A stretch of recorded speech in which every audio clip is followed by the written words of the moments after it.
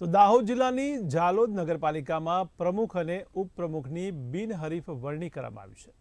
ત્યારે પ્રમુખ તરીકે રેખાબેન વસૈયા અને ઉપપ્રમુખ તરીકે ભાવનાબેન ડામોરની સર્વાનુમતે પસંદગી કરવામાં આવી છે। તો દિનેશ પંચાલને કારોબારી પ્રમુખની જવાબદારી સોંપવામાં આવી છે। ત્યારે ચૂંટાયેલા ઉમેદવારોએ નગરપાલિકાનો ચાર્જ સંભાળી વિકાસની કામગીરી શરૂ કરી છે।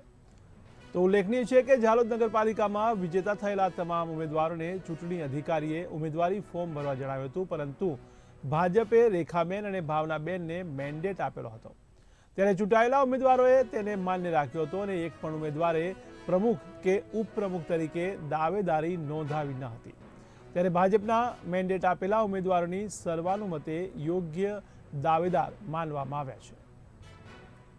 નગરપાલિકાની પ્રમુખ ઉપપ્રમુખની ચૂંટણીમાં પ્રમુખ તરીકે શ્રીમતી રેખાબેન ટપુભાઈ વસૈયા અને ઉપપ્રમુખ તરીકે ભાવનાબેન મુકેશભાઈ ડામોર અને કારોબારી અધ્યક્ષ તરીકે દિનેશકુમાર શંકરલાલ એટલે કે મારી નિમણૂક કરી છે, તે બદલ સમગ્ર ભારતીય જનતા પાર્ટી અને સમગ્ર નેતૃત્વનો ખૂબ આભાર વ્યક્ત કરું છું।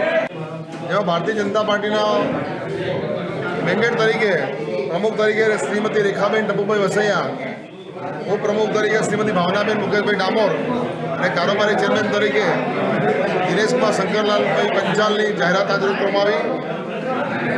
મેન્ડેટ જાહેર થતાં ઉમેદવારી પત્ર ભરવામાં આવ્યું અને અન્ય કોઈ ઉમેદવારી પત્ર ના ભરતા પ્રમુખ ઉપપ્રમુખ સૌ બિનહરીફ વિજેતા થયા છે, જે સૌને ભારતીય જનતા પાર્ટી વતી અભિનંદન પાઠવ્યું।